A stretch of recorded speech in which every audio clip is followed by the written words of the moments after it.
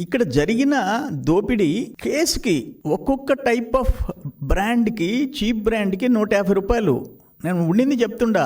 ఇంకొక బ్రాండ్కి 250, ఇంకో బ్రాండ్కి 350, 600. ఒక కేస్ అంటే 48 స్మాల్ బాటిల్స్, క్వార్టర్ బాటిల్స్ ఉంటాయి. అవి సపోజ్ ఒక దాంట్లో ఒక బాటిల్ 150, 250కి అమ్ముతారు బయట.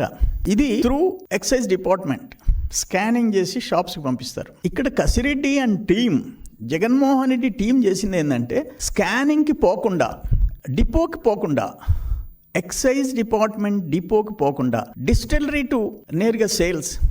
ఎందుకంటే ఆ స్టాఫ్ వాళ్ళు పెట్టుకున్న షాపులు అది ఎంత అని ఈరోజు సిట్ తేల్చాల్సిన అవసరం ఉంది. నేను చెప్పిన సేల్స్ అంతకుముందు తెలుగుదేశం టైంకి ఇప్పటికీ మధ్యలో ఎందుకు వచ్చింది ఇది?